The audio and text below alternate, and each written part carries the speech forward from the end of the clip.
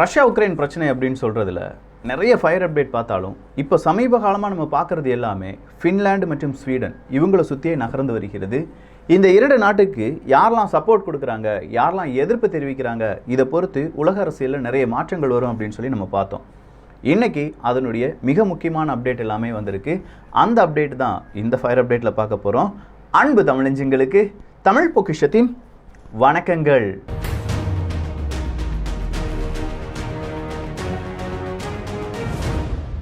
முதல் அப்டேட் என்ன அப்படின்னு கேட்டிங்கன்னா, யூகேனுடைய ஃபாரின் செக்ரட்டரி ட்ரஸ் அப்படிங்கிறவங்க என்ன சொல்லியிருக்காங்கன்னா, இன்னும் நிறைய ஆயுதங்களை நம்ம யாருக்கு கொடுக்கணும், உக்ரைனுக்கு கொடுக்கணும். கொடுத்துக்கிட்டே இருந்தால் தான் என்ன செய்ய முடியும், கண்டிப்பாக உக்ரைனை இந்த யுத்தத்தில் வெற்றி பெற வைக்க முடியும். அதுக்காக நாங்களும் எங்களே மாதிரி ஒத்த அந்த ஒரு குணம் இருக்கக்கூடிய நாடுகளும் இல்லை இதே மாதிரியான இன்ட்ரெஸ்ட் இருக்கக்கூடிய நாடுகளும் அமைப்புகளும் முன்வர வேண்டும் அப்படிங்கிற ஒரு கோரிக்கையை வைத்திருக்கிறார்கள். பாரிஸ் ஜான்சன் அவர்கள் சொல்கிறது கூட ஒரு விதம் நம்ம என்ன செஞ்சுக்கலாம், ஓகேப்பா, அவருக்கு அடுத்த கட்டமாக நிறைய விஷயங்கள் இருக்குது, பல விதமான அரசியல் நுணுக்கங்களும் அவருக்கு தேவையான அரசியல் ஆதாயங்களும் இருக்குது அப்படின்னு சொல்லலாம். ஆனால் இந்த மாதிரி ஃபாரின் செக்ரட்டரி எல்லாமே கருத்துக்களை சொல்லி பல நாடுகளையும் கன்வின்ஸ் பண்ண வைக்கிறாங்க அப்படிங்கிறது இங்கே பெரிதாக பார்க்கப்படுகிறது. யூகேனுடைய எக்கனாமி எப்படி இருக்குது அப்படிங்கிறத நான் கேட்டிருந்தேன். நிறைய நண்பர்கள், நிறைய உறவுகள் எனக்கு வாட்ஸ்அப் அனுப்பியிருந்தாங்க. அதில் ஒரு செய்தி ஊடகத்தினுடைய தலைப்புச் செய்தி அது என்னவென்னா, ஒரே ஒரு கார்ட்டூன் தான். அந்த கார்ட்டூனில் யூகேனுடைய எக்கனாமி அப்படிங்கிற ஒரு ஃப்ளைட்டை ஒரு பைலட் மற்றும் பாரிஸ் ஜான்சன் அவர்கள் உட்கார்ந்துட்டு ஓட்டிகிட்டு இருக்காங்க. திடீர்னு பார்த்தா அந்த ஃப்ளைட் என்ன ஆகுது, அப்படியே டேமேஜ் ஆக போகுது. சார் ஹெல்ப் ஹெல்ப் அப்படின்னு சொல்லி பைலட் கேட்கும்போது பாரிஸ் ஜான்சன் அவர்கள் அந்த ஃப்ளைட்டை உடைக்கிற மாதிரியான ஒரு கார்ட்டூன். ஸோ யூகேனுடைய எக்கனாமி ஒரு பக்கத்தில் ரொம்ப பெரிய அதில் பாதாளத்தில் விழுந்து கொண்டு இருக்கும்போது யூகே இவ்வளோ பெரிய சப்போர்ட், எல்லா நாடுகளையும் கன்வின்ஸ் பண்ணுறது, நாங்கள் ஆயுதங்களை கொடுக்குறோம் அப்படின்னு சொல்கிறத எப்படி ஏற்றுக்கொள்வது அப்படிங்கிறது தெரியலை. அதே யூகேனுடைய இன்டெலிஜென்ஸ் ரிப்போர்ட் என்ன சொல்லியிருக்காங்கன்னா, ஒட்டு மொத்தமாக இந்த உலகத்திற்கு ரஷ்யா உக்ரைன் இந்த ஒரு யுத்தம் காரணமாக ஒரு அணு ஆயுத போர் வரலாம் அப்படிங்கிறத அழுத்தம் திருத்தமாக சொல்லிக்கிட்டே இருக்காங்க. மறுபடியும் மறுபடியும் மறுபடியும் இந்த ஒரு செய்தி யூகேனுடைய இன்டெலிஜென்ஸ் ரிப்போர்ட்னு சொல்லி அவங்களுடைய டெலகிராம் எடுத்து பார்த்தா வருது, அவங்களுடைய அஃபிஷியல் வெப்சைட் பார்த்தா வருது, அவங்களுடைய நியூஸ் மீடியாவை எடுத்து பார்த்தோம்னா இதே செய்திகள் வந்துட்டுருக்கு. கெமிக்கல் வெப்பனை பற்றியோ இல்லாட்டி இப்போ முதல்லலாம் அந்த கெமிக்கல் வெப்பன் யூஸ் பண்ணுவாங்க அப்படின்னு சொல்லியிருந்தாங்க. அதெல்லாம் இன்னும் வெளியிலே வரல. எந்த விதமான ஒரு டவுட்டும் எந்த விதமான ஒரு குண்டுகளும் விழுந்ததாக ஒரு செய்தி கூட வெளியில் வரல.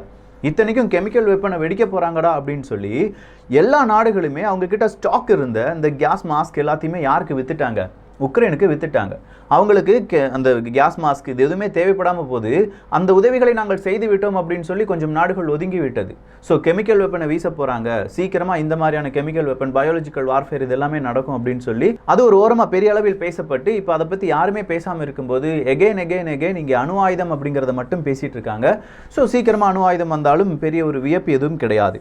அடுத்ததாக இன்னைக்கு ரஷ்யாவினுடைய ஃபோர்ஸஸ் ஈஸ்டர்ன் உக்ரைன் பக்கமாக இன்னும் அவங்களுடைய தாக்குதலை அதிகப்படுத்தியிருக்காங்க அப்படிங்கிற ரிப்போர்ட் வெளியாகி இருக்கிறது. இது சாதாரண ரிப்போர்ட்டாக நான் சொல்கிற வார்த்தைகளாக உங்களுக்கு அவ்வளோ கவனிக்க முடியாது. இந்த ஒரு பதிவின் கொஞ்சம் பிறகு கொஞ்சம் இமேஜஸ் அப்படிங்கிறத காண்பிக்க போகிறேன். அதில் யார் யார் எப்படி எப்படி அவங்களுடைய ஒஃபென்சிவ் டிஃபென்சிவ் பொசிஷனில் நிற்கிறாங்க அப்படிங்கிறத நம்மளால் பார்க்க முடியும். இன்னைக்கு கருங்கடலில் ரஷ்யாவினுடைய ஒரு ஷிப்புக்கு நாங்கள் பெரிய டேமேஜை கொண்டு வந்து விட்டோம் அப்படின்னு சொல்கிற ஒரு அறிவிப்பை உக்ரைனுடைய ராணுவமும் தெரிவித்திருக்கிறது. யூகேனுடைய இன்டெலிஜென்ஸ் ரிப்போர்ட்டும் யூகேனுடைய அஃபிஷியல் ட்விட்டரும் அவங்க என்ன செஞ்சுருக்காங்க, உறுதிப்படுத்தியிருக்காங்க. ஒரு சேட்டலைட் இமேஜை வச்சு அந்த சேட்டலைட் இமேஜில் ரஷ்யாவினுடைய ஷிப் நிற்பதாகவும் அதில் இந்த மாதிரி டேமேஜ் வந்துருச்சு, அதுலேருந்து புகை வருகிறது அப்படின்னு சொல்கிற அளவுக்கான ஒரு சேட்டலைட் இமேஜ் தான் வெளியாகி இருக்கிறது. இதன் காரணமாக பெரிய அளவு ஒரு டேமேஜை நாங்கள் ஏற்படுத்தி விட்டோம், கருங்கடலிலும் நாங்கள் தான் ஆதிக்கம் செலுத்துகிறோம் அப்படின்னு சொல்லி உக்ரைனுடைய ராணுவம் சொல்லி வருகிறது. நேத்து நம்ம ஒரு அப்டேட் பார்த்தோம். அமெரிக்காவினுடைய செனட் சபை அப்படிங்கிறவங்க ஒரு 40 பில்லியன் அமெரிக்க டாலருக்கு உக்ரைனுக்கு உதவுவதற்காக அவங்க அந்த உதவியை சம்மதம் தெரிவித்து விட்டார்கள் அப்படின்னு சொல்லி ஒரே ஒரு ரிப்பப்ளிகன் செனட்டர் மட்டும் அவர் என்ன சொல்லிட்டு இருக்காருன்னா, இல்லப்பா அது முடியாது அப்படின்னு சொல்லி கொஞ்சம் தடுத்து கொண்டிருக்கிறார். ஸோ அந்த 40 பில்லியன் அமெரிக்க டாலர் அளவு உக்ரைனுடைய உதவிகளுக்கு சின்ன ஒரு தாமதம் வரலாம் அப்படிங்கிற ஒரு லேட்டஸ்ட் அப்டேட் வந்திருக்கு. இந்த தாமதமும் உக்ரைனுடைய போரினுடைய அந்த தீவிரத்தன்மை கொஞ்சம் குறைக்கலாம். இந்த 40 பில்லியன் எப்போது வருதோ அப்போ பெரிய அளவு ஆயுதங்களை குவிக்க ஆரம்பிப்பார்கள். அந்த நேரம் நம்ம பார்த்த மாதிரி, அதாவது ஜூன் மாதம் உக்ரைனுடைய ஒஃபென்சிவ் பல இடங்களிலும் இருக்க வாய்ப்புகள் அதிகமாக இருக்கின்றன. அடுத்ததாக ரஷ்யா எங்களுடைய தானியங்களை திருடிட்டு போயிட்டாங்க அப்படின்னு சொல்லி ஒரு 3-4 வாரத்துக்கு முன்னாடி ஒரு அப்டேட்டை நம்ம பார்த்தோம். இன்னைக்கு உக்ரைன் அரசாங்கம் அறிவித்திருக்கிறார்கள், ரஷ்யா இப்படி இந்த தானியங்களை திருடிட்டு போனதுக்கு உக்ரைனை சார்ந்த கொஞ்சம் நபர்களும் அதை டிரான்ஸ்போர்ட்டேஷன் செய்யறதுக்கு கொஞ்சம் நபர்களும் உதவியாக இருந்திருக்கிறார்கள், அவர்களுக்கு எதிரான விசாரணை நாங்கள் செய்ய போகிறோம் அப்படிங்கிறது தான். ஸோ இந்த விசாரணை ஓகே, இது ஒரு போர் குற்றமாக இருக்காது, அங்கே இருக்கக்கூடிய திருட்டு சம்பவத்தில் வந்துடும் சொல்லலாமே. ஆனால் முதல் முறையாக ஒரு போர் குற்றம் அப்படிங்கிறதுக்கான விசாரணை என்பது நடத்தப்பட போகிறது. அதுவும் இன்னைக்கு தான், இந்த வெள்ளிக்கிழமை நடக்கும். உக்ரைனில் வச்சு நடக்க போகுது. யாரை இங்கே வாக்குமூலம் எடுக்க போகிறார்கள் அப்படின்னு கேட்டிங்கன்னா, ரஷ்யாவினுடைய ராணுவ வீரர்கள் கொஞ்சம் நபர்களை பிடித்து வைத்திருக்கிறார்கள் போர் கைதிகளாக. அப்படி பிடித்து வைக்கக்கூடிய அந்த போர் கைதிகளை வைத்து ரஷ்யா உங்களை எதுக்காக ஏவி விட்டாங்க, நீங்கள் என்ன செஞ்சீங்க, எந்த மாதிரியான போர் குற்றங்களை செய்தீர்கள், இதே மாதிரி எவ்வளவு ராணுவ வீரர்கள் இப்படி போர் குற்றத்தில் ஈடுபட்டுட்டு வராங்க, இந்த டீட்டெயில்ஸ் எல்லாம் எனக்கு சொல்லுங்க அப்படின்னு சொல்லி போர் குற்றத்திற்கான அந்த விசாரணையை ஆரம்பிக்க போவதாகவும், முதல் முறையாக இத்தனை கைதிகளை வைத்து ஆரம்பித்து அதன் பிறகு கிடைக்கும் கைதிகளும் கிடைக்கும் எவிடன்ஸை வச்சு ரஷ்யாவுக்கு எதிராக நாங்கள் இன்டர்நேஷனல் கிரிமினல் கோர்ட், அதாவது ஐசிசின்னு சொல்லுவாங்கல்ல, அந்த இடத்துல மறுபடியும் அப்பீல் பண்ண போகிறோம் அப்படிங்கிற ஒரு அறிவிப்பையும் உக்ரைன் அரசாங்கம் கொடுத்திருக்கிறது. ஒரு பக்கமாக யூகேனுடைய இன்டெலிஜென்ஸ் ரிப்போர்ட் இந்த நியூக்ளியர் வெப்பன் அப்படிங்கிறத பற்றி பேசினாலும், அடுத்ததாக ஐரோப்பிய ஒன்றியத்தினுடைய மைக்கேல் அவர்களும் என்ன சொல்லியிருக்காங்கன்னா, global security under nuclear thread அப்படின்னு சொல்லியிருக்காங்க. ஸோ ஒட்டுமொத்தமாக உலக நாடுகள் எல்லாருமே பயப்படுங்க, நமக்கு எதிராக இப்போ இந்த பூமியில் வாழக்கூடிய மனிதர்களுக்கு எதிராக அணு ஆயுதங்கள் பயன்படுத்தப்படலாம், அதுதான் நம்மகிட்ட இருக்கிற மிக முக்கியமான ஒரு எச்சரிக்கை அப்படின்னு சொல்லியிருக்காரு. ரஷ்யாவினுடைய சோல்ஜர்ஸ் மற்றும் உக்ரைனுடைய சோல்ஜர்ஸ் இந்த அசோஸ்டால் அப்படிங்கிற இந்த ஸ்டீல் பிளான்ட்ல இன்னைக்கு அவங்களுடைய கடைசி கட்ட யுத்தத்தை நடத்துவார்கள் அப்படின்னு சொல்லி எதிர்பார்க்கப்படுகிறது. குறிப்பாக ரஷ்யாவினுடைய தாக்குதல் ரொம்ப அதிகமாக இருக்கு அப்படின்னு சொல்லி அங்கிருந்து வர செய்திகள் சொல்லுகின்றன. ஸோ அசோஸ்டால் அப்படிங்கிறது இன்று அப்படி இல்லைன்னா நாளை முழுவதுமாக ரஷ்யாவினுடைய கட்டுப்பாட்டுக்குள் ஃபுல்லாக, அதாவது அவங்களுடைய சுரங்கப்பாதைகள் எல்லாமே அழித்து விட்டார்கள். இப்போ அங்கே இருக்கக்கூடிய கொஞ்சம் ராணுவ வீரர்களுக்கு எதிரான தாக்குதலை நடத்தி வருகிறார்கள். எதுக்கு இவ்வளோ ஸ்லோவான தாக்குதல் அப்படின்னா, எல்லாமே பிளான் படி தான்ப்பா நடந்துட்டு இருக்கு, நாங்கள் ஸ்லோவாக தான் போகணும்னு நினச்சிருக்கோம் அப்படின்னு சொல்லி ரஷ்யா சொல்லிட்டு இருக்காங்க. சொல்லப்போனால் இது ரஷ்யாவினுடைய கேம் பிளானா, இல்லாட்டி லாங் டேர்மாக இந்த யுத்தத்தை கொண்டு சென்றால்தான் எதிரிகள் வீக் ஆவாங்க அப்படின்னு சொல்லி ரஷ்யா நினைச்சிட்டு இருக்காங்களா, இல்லை ரஷ்யாவினுடைய தோல்வியா, இல்லை உக்ரைனுடைய பலமா? ஏன்னா உக்ரைனுக்கு பலம் இருந்தாலும் ரஷ்யாவினுடைய ஒஃபென்சிவை தடுத்து நிறுத்தி அதை டிலே பண்ணலாம். இப்படி பல வியூகங்கள், பல காரணங்கள் சொல்லப்பட்டாலும் போர் அப்படிங்கிறது ரொம்ப ஸ்பீடாக இல்லாமல் ரொம்ப மெதுவாக இருக்கு. ரொம்ப ஸ்பீடாக போகிற போர் கூட கொஞ்சோண்டு ஒரு தாக்கத்தை மட்டுமே ஏற்படுத்தும். ஆனால் இவ்வளவு மெதுவாக ஒரு போர் நடக்கிறது என்றால் அந்த தாக்கம் அப்படிங்கிறது பல வருடங்களுக்கு அந்த இடத்தில் இருக்கும் என்பதை நாம் மறந்துவிடக்கூடாது. அடுத்ததா G7 நாடுகளுடைய அந்த கண்ணோட்டம் மோல்டோவா பக்கம் திரும்பி இருக்கு. நம்ம ஆல்ரெடி பார்த்தோம், ரஷ்யாவினுடைய குறிக்கோள் என்னவா இருக்கும்னா, ஒரு லேண்ட் காரிடோர் கிரியேட் பண்ணுறதா இருக்கும். East side of Ukraine, south side of Ukraine, இதை சேர்த்து மோல்டோவாவில் இருக்கக்கூடிய ப்ரோ ரஷ்யன்ஸ் இவர்களை இணைத்து கிரீமியா கூட ஒரு லேண்ட் காரிடோரை கிரியேட் பண்ணுறது தான் ரஷ்யாவினுடைய அல்டிமேட் எய்மாக இருக்க போகுது அப்படின்னு சொல்லி பார்த்தோம். இந்த அல்டிமேட் எய்ம் மோல்டோவாவை சுற்றி இருப்பதால் இப்போ G7 நாடுகள் என்ன சொல்லியிருக்காங்கன்னா, மோல்டோவாக்குள்ளே எப்படி நம்முடைய படைகளை அனுப்புவது, மோல்டோவாக்கு எப்படி உதவிகளை செய்வது, உதவிகளுடைய பெயரில் நம்ம எப்படி நம்முடைய ராணுவ வீரர்களை இங்கே அனுப்பி வைக்கலாம், இந்த மாதிரியான டிஸ்கஷனில் ஈடுபட்டிருக்காங்க. இதுக்கான ரிப்போர்ட் சீக்கிரமாக வெளியாகிறதுக்கான வாய்ப்புகள் இருக்கு. ஸோ ரஷ்யா ஒரு பக்கமாக அவங்களுடைய பிளானை செய்து வரும்போது அந்த பிளானுக்கு கவுண்டர் அட்டாக் கொடுக்குற மாதிரி இப்போது G7 நாடுகள் அடுத்த கட்ட நடவடிக்கையில் ஈடுபட தொடங்கிவிட்டார்கள். இன்னைக்கு டோன்பாஸ் ரீஜன்ல ரஷ்யாவினுடைய ராணுவ வீரர்கள் அவர்கள் ஒரு பாலத்தை இல்லாட்டி ஒரு நதியை கடக்க நினைத்த போது அதை யார் முறியடித்து விட்டார்கள்? உக்ரைனுடைய ராணுவம் முறியடித்து விட்டதாகவும் ரஷ்யாவுக்கு இது பின்னடைவு அப்படிங்கிற ஒரு செய்தி வெளியாகி இருக்கிறது. ஏன்னா இந்த டோன்பாஸ் ரீஜன்ல ஒரு பர்டிகுலர் ரீஜன் வரை தான் யார் பிடிச்சு வச்சிருந்தாங்க? ரஷ்யாவினுடைய ராணுவம் பிடித்து வைத்திருந்தார்கள். இப்போ ஈஸ்ட் சைட் ஆஃப் உக்ரைனில் பெரிய அளவு தாக்குதல் நடந்துட்டு இருக்கு அப்படின்னு சொல்லி பார்க்குறோம்ல, அது அந்த பிடித்து வச்சிருக்கக்கூடிய அந்த டோன்பாஸ் ரீஜன்லேருந்து அடுத்த கட்ட வில்லேஜஸை நோக்கி ரஷ்யாவினுடைய ராணுவம் நகர்ந்து வருகிறது. ஸோ ஈஸ்ட் சைடை இன்னும் கொஞ்சம் கூட அதிக நிலப்பரப்பை அவங்க என்ன செய்ய ஆரம்பிக்கிறாங்க, அவங்களுடைய கண்ட்ரோலுக்கு கொண்டு வர ஆரம்பிக்கிறாங்க. அதனுடைய ஒஃபென்சிவ் மோட்ல தான் ரஷ்யாவினுடைய ராணுவ வீரர்கள் நிற்கும்போது அந்த ஒஃபென்சிவ் மோடை தடுப்பதற்கான டிஃபென்சிவ் மோட்ல யார் நிற்கிறாங்க? இப்போ உக்ரைனுடைய ராணுவ வீரர்கள் நின்று வருகிறார்கள்.